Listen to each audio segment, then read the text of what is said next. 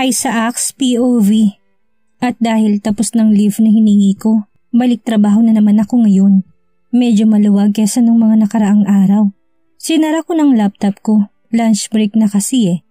Hindi naman ako napaghandaan ngayon ni Alice kaya sa labas na lang ako kakain. Yayayain ko rin sana sina Logan at Dominic para lumabas pero nakita kong kumakain na sila sa kanilang mga office. Kaya I decided to go for myself na lang. Pagdating ko sa resto nakita kong mahaba ang pila pero ito na lang naman ang pinakamalapit na kainan dito. After I got my order, humanap ako ng mauupuan pero wala rin. Masyadong madaming kumakain dito, lunchtime talaga. Lumabas ako't sakto namang nakita ko si Sofia na mag-isa sa table niya kaya naman nilapitan ko siya. Sofia? Bigla naman siyang napatingin sa akin. Ay, baby Isaac, sakto. Pupunta sana ako sa office mo eh. Wait, what did she just called me? Seriously? Baby Isaac? Gustong-gusto mo talaga akong ginugulat sa office ko, no? Nilapag ko naman ng tray ko. Yup, simula ngayon, yan ang tawag ko sa'yo. Ang cute diba? Kasi ang cute mo. Kinurot pa nitong pisngi ko. This girl is annoying, but she's cute though. What the heck am I saying? Pwede bang iba na lang? Bakit ka nga pala pupunta sa office ko mamaya? Sinimulan ko ng kainin ang in-order ko. Ayaw mo nun, ang cute nga eh. Para naman friends na friends talaga tayong dalawa. Wala lang, gusto ko lang kasing may makasama. Yumuko naman ito para sipsipin ang juice niya. Bigla na lang ako napatingin sa dibdib niya. No Isaac, wag. By the way, tinawagan kita nung isang araw Nasaan ka ba? Sabi nito matapos uminom ng juice niya. Pinilit ko namang hindi tumingin sa kanya, lalo na sa dibdib nito. Wala. Bonding with my wife lang. Alice POV. Pumunta ako sa office ni Isaac para ibigay ang baon niya, pero matatapos na lang ang lunch break ay nakastuck pa rin ako dito sa traffic. Habang nakahinto ang sasakyan ay napatingin ako sa gawing kanan ko at nakita ko si Isaac. Sa ngayon, sigurado na akong siya yun. Malinaw sa dalawa kong matang mukha niya. Napansin ko namang may kasama tong babae. Hindi kaya yun ang babaeng tumawag sa kanya. Nagulat na lang ako nang bigla nang may bumusina. Umabante na palang mga sasakyan sa harapan ko. Dahil sa galit ko, bumusina rin ako ng napakalakas. Bahala na kung anong sasabihin ng iba. Pagkadating ko sa building, hindi muna ako bumaba. Hihintayin ko silang maunang pumasok kaysa sa akin. Ilang minuto pa ang lumipas ay dumating na rin silang dalawa. Naglakad lang siguro sila dahil malapit lang naman yung restaurant kung saan ko sila nakita. Bago sila pumasok sa loob, huminto muna sila sa tapat ng pasukan at nagkwentuhan pa yata. Hindi ko kayang may ibang kalandian ang asawa ko kahit nasabihin pa niyang kaibigan lang siya. Hindi ko alam kung sinadya niya bang sa harapan ko pa sila magharutan. Pwede namang sa loob na lang. Bubusina na sana ako pero pinipigilan kong sarili ko. Gusto ko silang babain at mag-iskandalo. Gusto kong awayin yung babae pero wala pa akong sapat na nalalaman para siguruhin may ugnayan nga sila. All I need to do is to delve more about them. Hanggang sa naghiwalay na sila. So Isaac mouthed, thank you. Oh, I love you ba yun? Gusto kong magwala pero nangihina ang loob ko. Medyo sumikip ang paghinga ko't hindi ko na namalayang tumutulo na palang luha ko. Matapang kong pinunasan yun. Tuluyang pumasok si Isaac sa loob at naghintay ako ng konting oras bago siya sundan. Dumiretso ako sa office niya. Nahuli ko pa niya siyang ngumingiting mag-isa habang pinaglalaroan yung ballpen niya. Nagulat siya sa pagpasok ko. Siyempre ako ngumiti lang, hindi nagpahalatang may nakita sa labas kanina. Umupo naman ako sa harapan niya at nilabas ang inihanda kong baon niya. Past 1 o'clock na pero bakit ba? Gusto kong kainin niya to niluto ko. Kumain na kasi ako. Ngumiti na lang ulit ako pero sa totoo lang ay gusto ko siyang sigawan. Pero kakainin ko pa. Ngumiti rin ito at napansin ko medyo pinagpawisan siya. Naramdaman niya sigurong gusto kong iparating. Tinitignan ko lang siya habang kumain at naisip kong isingit ang isang tanong sa kanya. Saan ka kumain? Sorry hindi kasi ako nagising kanina tapos ang traffic pa. Subukan niya magsinungaling. Okay lang, malapit lang naman yung kinakainan ko dito. Diyan lang. Binuksan itong laptop habang kumakain. Parang umiiwas talaga sa akin. Alone o kasama mo si Logan? Sa tanong kong yun, tinignan niya ako tapos bigla na siyang nataranta. Kung ano-ano na yung pinagkukuha niya sa ilalim ng mga papel. I bet he is trying to find an alibi, trying not to answer. Yeah, I'm all alone. Sophia's POV. Nadatnan ko na namang nagtatahi si mama sa sala. Nilapag kong bag ko sa lamesa at saka siya hinalikan sa noo. Tapos na rin sigurong kumain si mama, kaya dumiretso na ako sa kwarto ko. Nakatanggap ako ng text message kay Cynthia. Pinapapunta niya ako sa may court. Kahit na tinatamad ako'y pumunta pa rin ako. Lakas sa akin ang bruhang to eh. Nagpalit muna ako ng pambahay at saka umalis na. Wala masyadong naglalaro sa court ngayon. Nakita ko nakaupo siya sa may bandang dulo. Halos tumulo ng laway nito sa kakatitig sa isa sa mga naglalaro habang kumakain ng chicharon. Pinuntahan ko naman siya. Noong una ay hindi pa niya napansin ang presensya ko kaya sinapak ko na siya at mabuti buhay pa pala to. Grabe naman yung tingin mo doon sa naglalaro. Parang hinuhubaran mo na siya sa paningin mo ah. Umupo naman ako sa tabi niya, tinalok naman niya ako ng kanyang all-time favorite na chicharon at syempre kumuha ako. Hindi ko lang siya hinuhubaran, nilalapa ko pa. Tumitig ulit siya doon sabay subo ng pagkain. Pinapunta niya ba ako dito para bigyan ng score yung kalandian niya? Gaga ka girl, hinay-hinay lang, mabuntis siyang isip mo, sige ka. Bakit mo nga pala ako pinapunta dito? Well, si Cynthia yung pinakamalapit sa akin. Ayoko siyang tawaging kaibigan kasi kapatid ang turing ko sa kanya. Wala rin naman akong kapatid. Magkasama na kasi kami simula bata. Ano kasi? Papakilala ko sa yung bago kong boyfriend. Na-excite pa nitong sabi. Lumapit naman sa amin yung lalaking kinakalantari niya sa isip niya. Beth, si Rex ang boyfriend ko. Rex, si Sophia, kapatid ko. Ngumiti naman ako sa kanya't nakipagkamay. Kapatid mo ba yan? Bakit mas maganda siya? Sabay turo naman ito sa akin. Ano ka babes? Huwag ka naman ganyan. Kapatid ko yan sa ibang nanay. Sinapak naman ito yung boyfriend niya. Napailing na lang at napatawa. So, anak ka sa labas? Pinipigilan kong matawa dahil napakaseryos nitong boyfriend niya. Hindi, ang ibig ko sabihin, kapatid ng turingan namin. Doon ka na nga, Chupi. Inabot nitong tubig at pinaalis na siya. O paano ba yan? Talbog ang beauty mo sa akin. In all fairness ha, may taste ka na ngayon. Maganda ng katawan ng jowa mo. Dati kasi akala mo poste yung mga pinapakilala niya sa akin. Mas maganda kaya ako. Siya nga pala, kamusta kayo nung kinakwento mong nagugustuhan mo? Yung IC ba yun? IC ton?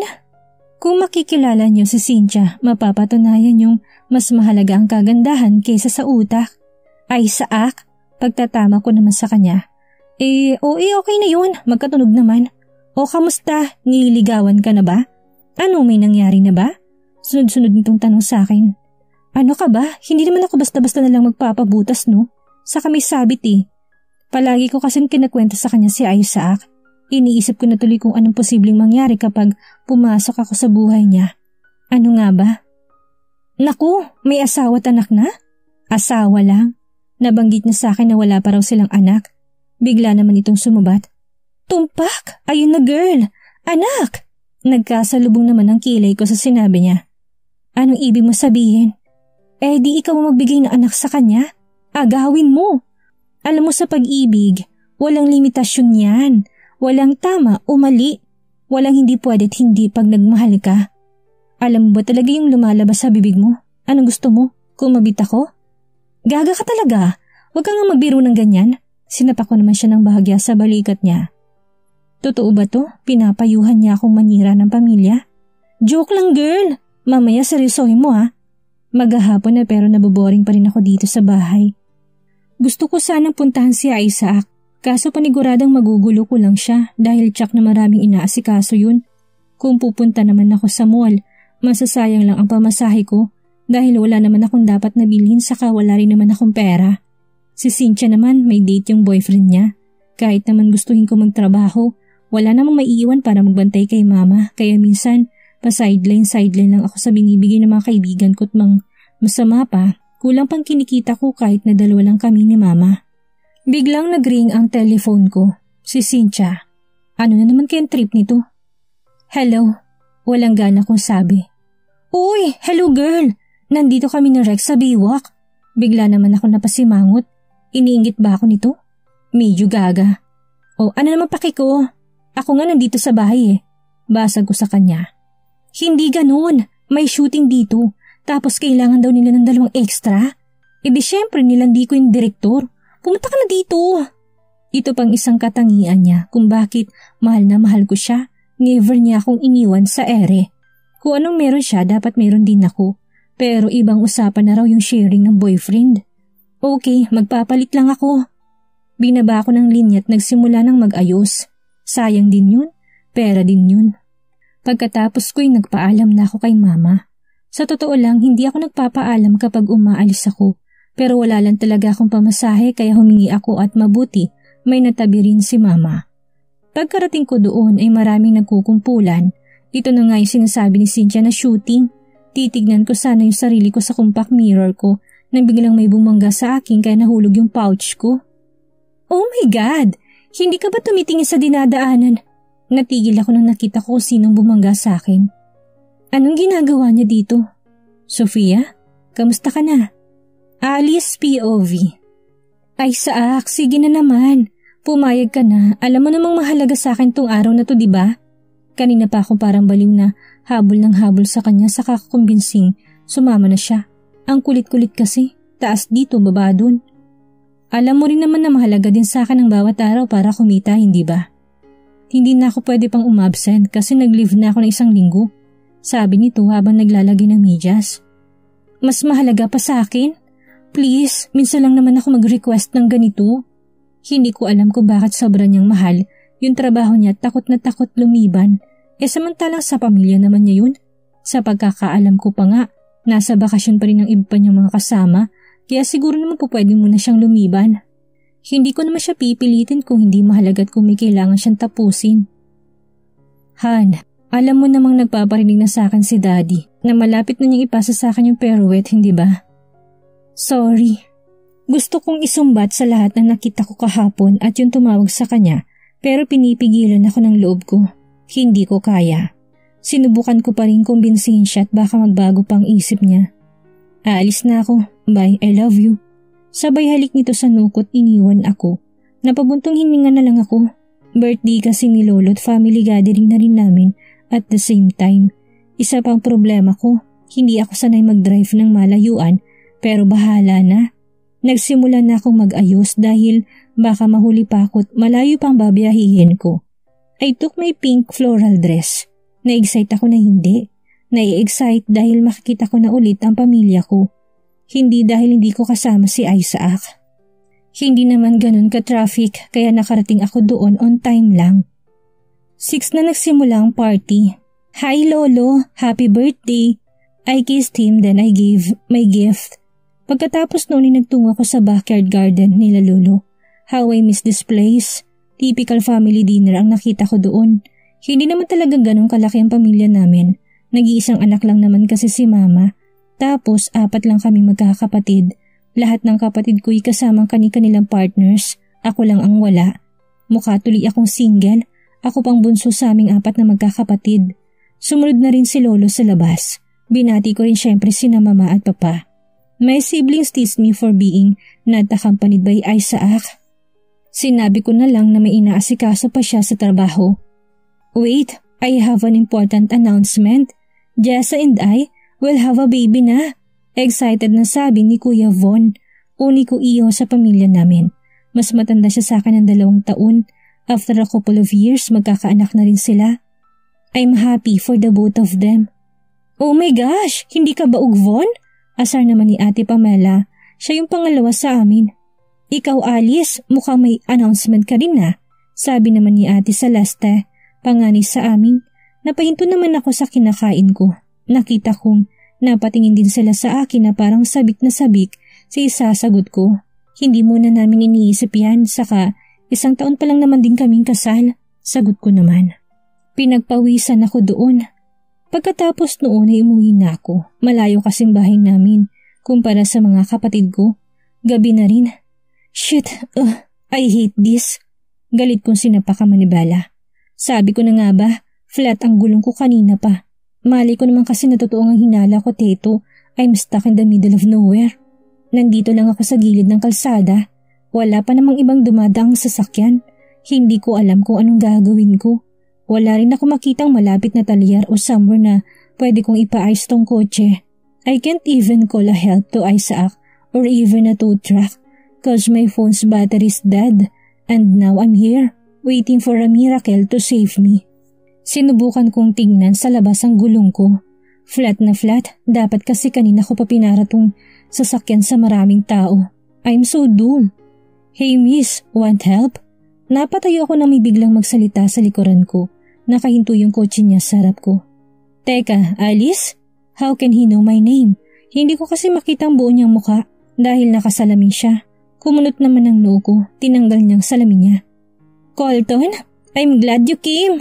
I really need your help, please. And now he's the miracle I've been waiting for. Sure, basta ikaw. He parked his car in front of mine. Bakit siya kaunting paawa effect ko lang ay oo agad? Hindi tulad ni Isaac. Chinek din niya yung gulong ko at napalitan niya yung isa pero nakita niyang dalawa palang flat kong gulong kaya tumawag na lang kami ng towing truck para dalhin ito sa talyer. Sinapian na yata ako ng spirito ng kamalasan. Saan ka galing? Tanong nito sabay bigay sa akin ng in-can soft drink. Nandito kami. Nakasandig sa sakyan niya habang naghihintay ng tow truck. Galing ako sa birthday ng lolo ko. Ikaw, saan ka galing? Binuksan ko naman yung soft drink. Ako, galing ako sa shooting. Binuksan na rin niya yung kanya. Oh, artista pala tong kausap ko ngayon. Artista ka? Wow, pa-autograph naman idol. Hindi, yung company pinagtatrabahuhan ko kasi may ilalabas na ads kaya yun, kinuha ko ng boss ko na bumida dun. I look at him. Walang duda kung bakit siya kinuha. May itsura naman kasi. And I'm happy to have a friend na ipapaskil ang mukha sa pagkalaki-laki mga billboards at makikita ko sa TV. Biro ko muli. And I'm happy to have you as my friend also. Medyo napatigil ako doon. Ang seryoso kasi ng mukha niya. Sandali pa'y dumating na rin ang towing truck. Magko-commute na lang sana ako pero pinilit ako ni Colton na ihatid na lang niya. Thank you ah. Baka sa mga oras na to nandun pa rin ako nakatanga kung hindi ka dumating. Sabi ko habang tinitignan siyang magmaniho. Naku, wala yun. I saw Isaac waiting for me in front of our gate. Magkasalubong yung kilay. Galit na galit. Pagkaalis ng sasakyan ni Colton ay walang imik akong pumasok sa loob para iwas gulo. Nakauwi na pala siya ng maaga. Saan ka galing? Mahinahong tanong niya nang makapasok sa bahay sabay sara ng pintuan. Nilagay kong bag ko sa gilid ko at umupo. Kay lolo. Sa lolo mo o dun sa lalaki mo? Tumaas na ang tono ng boses nito. Kumulo naman ang dugo ko sa paratang niya. Pinilit ko pa ring huminahon. I'm used to it. Pwede ba Isaac? Don't make false ideas. Sinapok kong ulo ko. Medyo nahihilo na naman ako. Sino yun? Mas tumaas pang boses nito. Napatayo naman ako. Ano ba? We're just friends. Nothing more, nothing less. Aba, teka nga. Bakit ba galit na galit ka? Buti nga siya kahit kaibigan ko. Kaya akong ihatid man lang. Sumigaw na rin ako dahil sa inis ko. Okay, edi siya ng arkilahin mo driver. Total, kaya ka naman pala niyang ihatid at saka, nasan bang sasakyan mo? Parang hindi ka marunong magmaneho. Parang bata, wala namang dapat pag-awayan. Sa katunayan pa nga, akong dapat na magalit sa kanya. Dahil nakita ko siyang nakipaglandian, samantalang ako, tinulungan lang ng kaibigan. Sorry ha. Na-flat lang naman kasi ako in the middle of nowhere and my cellphone is dead and glad yung kaibigan ko pinagseselosan mo ay taong sumalba sa akin doon. Pagpapaliwanag ko, naramdaman kong nainis siya kaya padabog itong dumiretso sa itaas. Napatingin ako sa gawing kanan ko at nakita kong may bouquet ng bulaklak sa may lamesa. Nilapitan ko yun at nakita ko may sorry card sa gilid. Somehow, napangiti ako dito. Kahit nasabihin nating simple lang ito, it means to me a lot. Sophia's POV. Ano ba? Halika na! Mabuti na lang at hinigit na ako kaagad ni Cynthia dahil ayoko naman talagang kausapin si Colton. Ano namang ginagawa niya dito? Huwag niyang sabihin kasama siya sa shoot dahil mag-back out talaga ako. Hoy, nakikinig ka ba? Magsisimula na yung shoot, nakatenga ka pa rin. Go na daw! Kanina pa pala nagsasalita sa harapan ko si Cynthia. Masyado atang malalim ang iniisip ko. Sinuot ko na yung pinapasot sa akin ng direktor. Ang sikip-sikip naman itong dressy, ang gagawin ko lang naman dun ay iinom ng juice. Advertisement pala to ng bagong beverage drink. Kanina ko pa rin naririnig yung direktor na sigaw ng sigaw Dahil hindi daw yata makakapunta yung magiging lead star dun wala naman akong paki dun. Basta wala naman akong dapat kabisaduhin. Ikaw, yung nakasuot ng pink dress. Wait, did he just call me? Napatingin ako sa damit ko, tumingin din sa iba. Ako lang naman ang naka-pink. Ako nga yun. Lumapit ako dun sa direktor. Ikaw, read these lines. Ikaw nang ipapartner ko dyan kay Colton. Bahala na, kaibiar na. Sabay bigay sa akin ng papel. Teka, Colton? Kasama nga siya dito. Aaminin ko na ilang akong katrabaho siya. Paano ba naman, iinom lang ng juice, kailangan pang mag-eye to eye na almost an inch lang ang layo. Nakailang take din kami dahil nanginginig ako. Gusto ko kasing matapos agad pero nangyari mas tumagal pa. Okay naman din yung bigay sa amin ni Cynthia na TF. Kaya naisipan namin mag-hangout kasama yung boyfriend niya. Sa isang malapit na bar, dito kami tumungo. Kamustang mahingahan sa isang hangin kasama si Colton? Kantsaw sa akin ng baliw kong kasama ngayon. Binato ko naman siya ng tissue. Palibasa siya, may jowa ngayon. Ikaw kaya makasama mo ex mo? Kahit na 2 taon na rin ang nakakalipas, nararamdaman ko pa rin yung sakit kahit na sinasabi kong naka-move on na ako. Iba kasi kapag nakikita ko siya, bumabalik lahat. Don't tell me, hindi ka pa nakaka-move on. Mahal mo pa siya, no? Ay, bigla ko naman siyang binatukan. This girl really knows how to please me. Teka, kailan ka pa natutong mag-English? Ano ka ba? Matagal na. Pero kasi parang I just can't explain what I'm feeling right now. Ang tanga ko naman kasi, I'm the one who gave up. Pero mahal mo pa nga siya. Tumingin ako sa paligid namin at napansin kong nawawala yung boyfriend niya. Paraan ko na rin yun para makaiwas sa tanong niya kahit alam ko namang sa sarili kong hindi na. Asan ang jowa mo? May nilalandi ng iba? Asar ko sa kanya't sinabayan ko pa ng napakalakas kong tawa dahil sa naging itsura ng mukha nito. Mukha siyang nasusuka na natataing ewan. Hindi naman, nasa gilid-gilid lang yun. Teka, wag mga ibahin ng topic. Ikaw at ang ex mong pinag-uusapan dito. Napansin pala niya.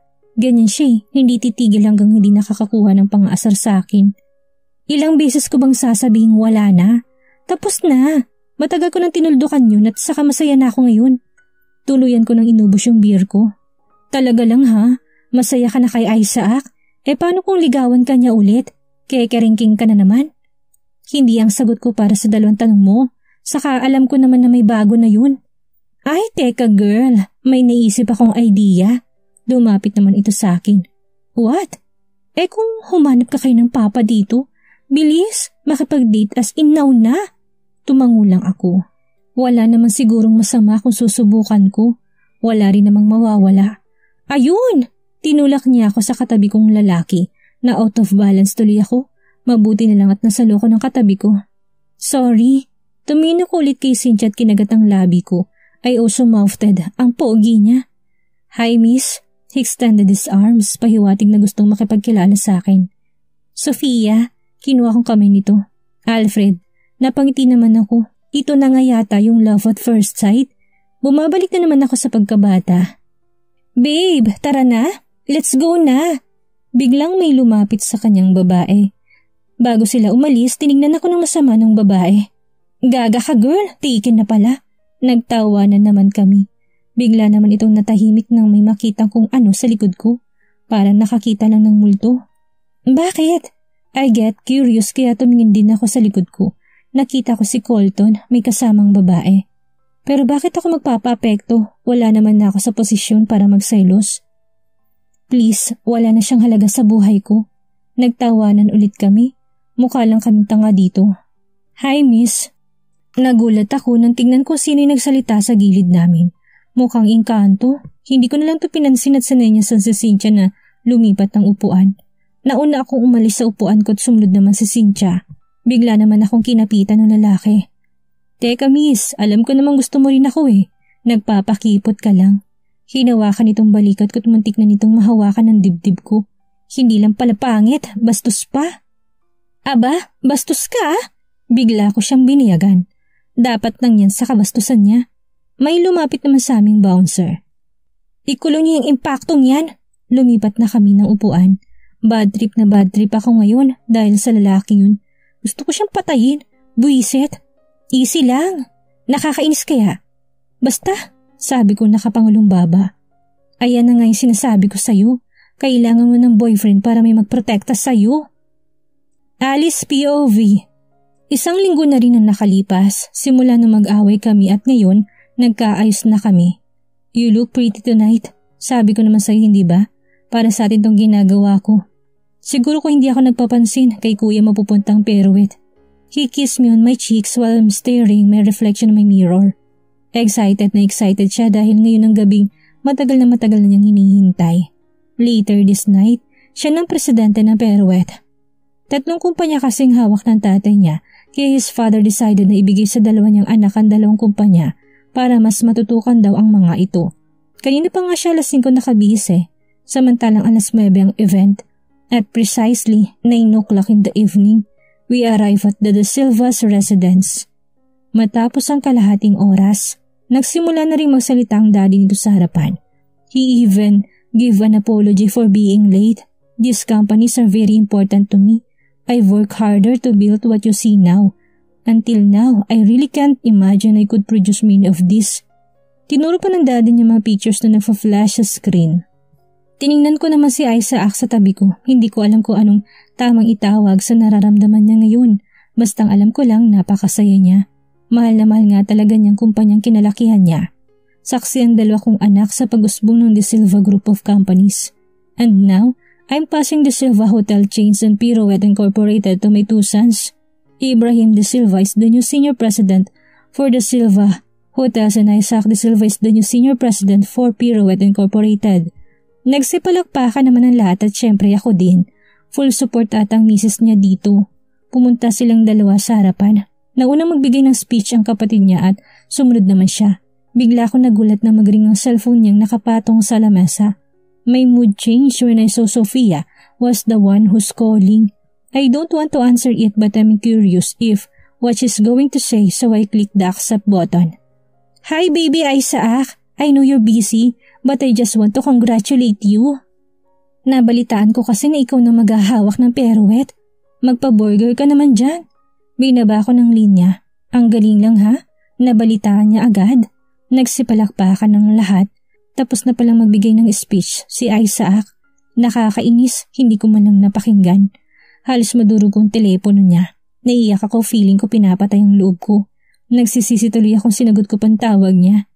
Hanggang sa dumating ng kainan, mag-isa lang ako dito sa table namin.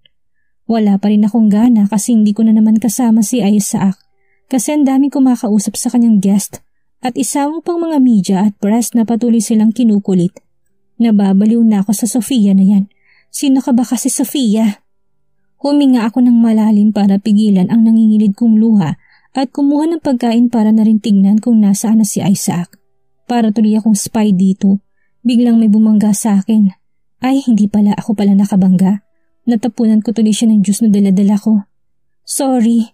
Sabay namin sabit kaya nagkatingin na naman kami. Teka, Alice, ikaw na ba yan? You look so different. How does he know me?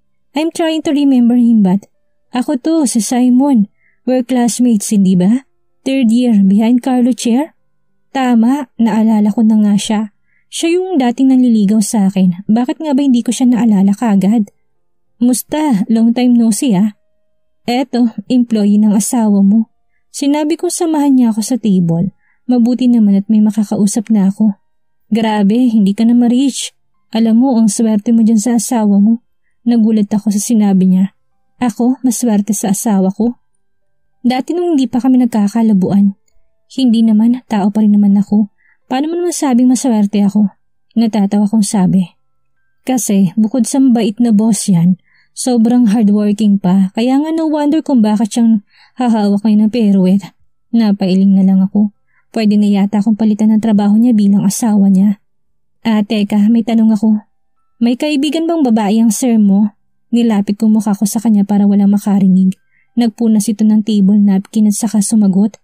Wala naman ako nakikitang may nakakausap siyang babae, bukod sa sekretary niyang napatalsik. Bakit? Nagdududa ka na bang nagbababaeng asawa mo? Hindi naman. Pagsisinungaling ko. Naku, ganyan-ganyan yung misis ko. Masyadong madaling magduda pero alam ko namang hindi kakayang saktan niya ni Isaac. Hindi na ako masyado pang nagtanong tungkol kay Isaac pero kahit nasabihin pa niya lahat ng salitang makapagsasabi kay Isaac hindi pa rin maalis sa isip ko sa Sofia. Are you happy with your marriage? Hindi ko alam kung bakit ko natanong yun. Nope, I'm not happy because no words can describe how happy am I with Sheila. Ang cheesy pero ang sweet. Oh, pinatulan ka ni Sheila? Naalala ko, si Sheila yung kabatchmate namin. Alam mo kasi ang pagmamahal, walang pinipiling lugar o oras yan. Kaya nga hindi ako naniniwala doon sa sinasabi nilang at the right time and at the right place. Kasi pag natamaan ka ng love, boom! Sa bagay, hindi mo rin naman malalaman kung kailan at saan yung right time at right place na yun. Agree ako sa iyo dyan. Hindi ko na malayang naubos ko ng pagkain ko dahil sa pag-uusap namin. Madami pa kaming napag-usapan tungkol sa high school moments namin. Tiningnan ko si Isaac. Wala nang kumakausap dito't nakasimangot. Nag-excuse muna ako kay Simon. Gutom na yata at pagod na. Kinuha kong panyo ko at pinunasan ng butil-butil na pawis sa noon nito. Han, tara, kain na tayo. Nagulat ako nang bigla niyang hinablot ang braso ko at pinunta sa likuran ng damuhan kung saan walang taong makakita sa amin. Pilit ko naman tinanggal yun pero matinding pagkakakapit niya. Ano na naman bang nagawa kong hindi niya nagustuhan? Bitawan mo nga ako. Ano ba problema mo? Sigaw ko. Akala mo ba hindi kita nakikita? Sayang-saya ka doon sa manliligaw mo ah. He said sarcastically. So Simon and I are the problem here? This man is really insane. Ano ba? May asawa na yung tao and besides, nag-uusap lang kami't lalong-lalong wala kaming ginagawang masama kaya huwag kang magalit dyan. Depensa ko sa sarili ko. Parang kanina lang tuwang-tuwa ito sa promotion na natamo pero ngayon nakala mo kung sinong demonyong sumapit bigla-bigla na lang magagalit. Anong pinag-uusapan nyo? Yung mga memories nyong dalawa? Bakit? Did you miss him? Mas gusto mo na ba siya? My heart suddenly shattered into pieces. Tumagos sa akin yung mga sinabi niya. Napakasama ko bang babae para pagbintangan niya namang ganyan? He really changed a lot. Teka nga, bakit ba you keep on pushing me sa maling binibintang mo? Last week, pinagselosa mo yung kaibigan kong hinatid ako dito. At ngayon naman yung kaibigan kong kinakausap ko lang. Ano ba talagang nangyayari sa'yo, Isaac? Wala ka na sa lugar ko magselos? Maintindihan naman kita pero pwede namang nating pag-usapan to. A tear finally rose on my cheeks. I'm not that girl you're thinking of. Mabuti na lang at may tumawag sa kanya. Hinawakan naman niya ako ng mahigpit at sinama sa pinuntahan niya. Hindi ko alam kung matutuwa ba ako o ano sa pinagagawa niya. Umuwi kami nang hindi nag-iimikan, as in wala kahit isang salita. Sunod-sunuran lang ako sa kanya kanina. But what happened earlier? Sambit nito bago kami bumaba ng sasakyan. And now I understand him. Alam nga pala niyang niligawan ako dati ni Simon. Okay na yun. I still love you no matter what. I gave him my sweetest smile and he also gave his. Ano kayang mangyayari sa pagsasama ni Isaac at Alice? Ngayon tila may padating na pagsubok sa pagsasama nilang mag-asawa.